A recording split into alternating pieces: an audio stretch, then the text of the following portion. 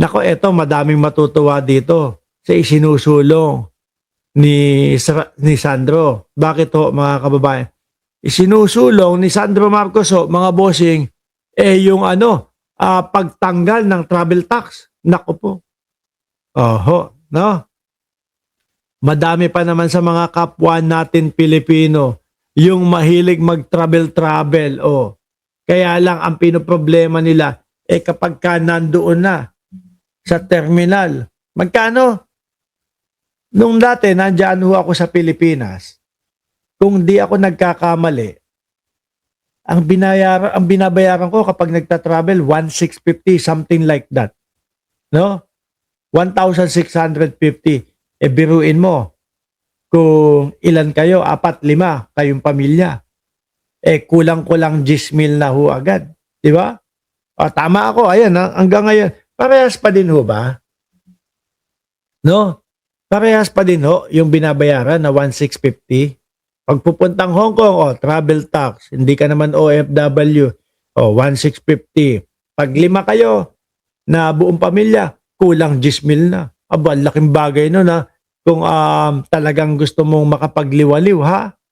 'Di ba? Kung talagang gusto mong mag-travel kasama pamilya mo, di doon pa lang ubos ka na. 'Di ba? Ngayon ang sinusulong ni Congressman Sandro Marcos, pagtanggal sa travel tax, mas abot kayang paglalakbay. Oo nga naman. Biruin mo yung magkano, kulang 10,000. Sa pera ng Estados Unidos, magkano na yon? Kulang 200 dolyar. Madami ka na mabibili kapag nasa labas ka, di ba?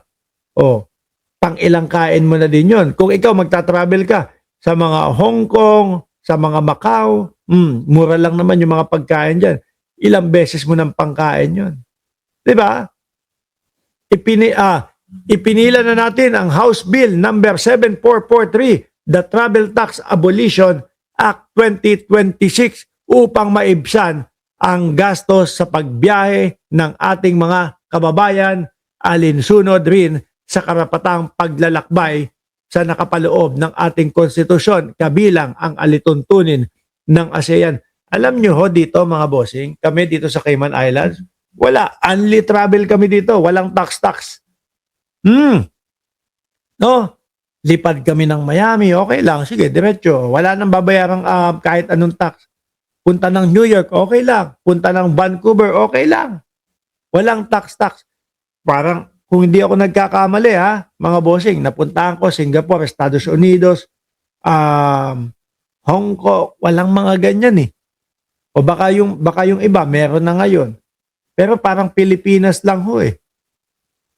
Parang sa Pilipinas lang, yung lalabas ka lang, tataksan ka pa. Siguro sabi ng gobyerno dati, dami kang pera ha. Madami kang pang madami kang pang liwaliw ha. O sige, taksan ka namin. Sabi ni Ma'am Chris Rose, daya nyo Mark, kami ang laki ng tax namin. Saan? Estados Unidos kayo, di ba? Dito kami, walang tax. No? Wala kaming tax. Ang problema, pagkataas-taas ng bilihin. Problema, napakalaki ng mga gastos. Sa bahay pa lang Bahay, magkano? Yung isang buong bahay, yung simpleng bahay, 3,500 CI. Multiply mo ng 70 pesos kada isang Cayman dollars. O magkano na yun? Lagpas lagpas 220,000 pesos. Isang bahay pa lang ho yun. 2 kwarto lang ho yun, mga bossing. Di ba? Ayan, malaking tulong po yan. No? Para, kumbaga, pandagdag na din po yan noong mga gustong magbakasyon, noong mga gustong magliwaliw, mga gustong mag-shopping ho, mga bossing. No? Dagdag pa dito, sa pagtanggal ng travel tax, na ngayon ay nagkakahalaga ng mula 1,620 hanggang 2,700 kada tao, magiging mas abot kaya sa mga Pilipino ang pagbiyahe upang bisitahin ang mga mahal sa buhay, mag-aral o magtrabaho at mamasyal. Huwag nyo nang issuehin. No? Huwag nyo nang issuehin yung mga ginagawa nitong mga talagang congressman na talagang walang ibang inisip po kundi tumulong sa mamamayang Pilipino. Tanggalin yung mga pabigat sa mamamayang Pilipino. Di ba? Tigil nyo na yan. Mga DDS lang naman ho ang paulit-ulit at puro mga ganyan ang ginagawa ho, mga kababayan. Kagaya na lang, ibalik ko ha. Uulitin ko lang, ulit-ulit yung mga DDS, Martin Romualdez, pakinggan nyo si Vince Dizon. Kung merong papakasuhan na pangalang Martin Romualdez, si Vince Dizon. Wala akong narinig 7 congressmen and 1 former congressman. Namely, former Representative Chaldico, Representative Edwin Garjola, Chaldico, Garjola, Representative Jojo Ang, Representative Journey Jet Nisay, Representative Agustina Pancho, Representative Joseph Jojo Lara, Representative Francisco Matugas, at Representative Noel Rivera. Wala akong narinig dun.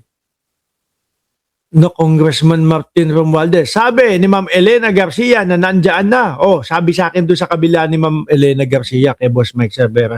Nonood ako Yung mga bata, nasa eskwelahan lang. Rated PG pala doon kay Boss Mike, ang usapan yung mga pampatayo ng mga pambayang magiliw ho, mga kababayan. Sabi ko, naku po, bastos pala dito sa channel. Sa channel na to. Hindi, suportahan nyo po palagi yung channel ni Boss Mike Cervera. Sabi ni Ma'am Elena Garcia, Boss Mike, weekly ba ang bayad sa mga rental house dyan sa Cayman Islands? Hindi, monthly po. No? Sa Australia kasi, weekly ang bayad sa mga rent. Ano yun? Di lagi kayong bayad ng bayad?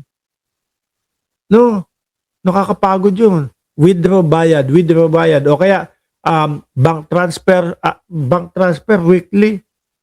Yan pa naman ho yung talagang kinatatamaran ko. No? Dito sa amin, monthly ho. Balikan natin.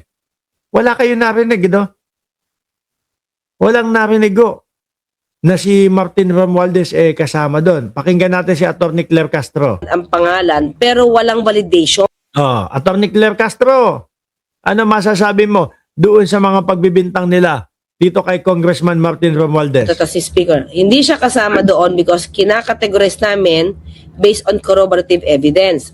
Yung pinakahuling level, ito yung mention ang pangalan, pero walang validation. At saka walang corroboration. Yun kay Gutesa.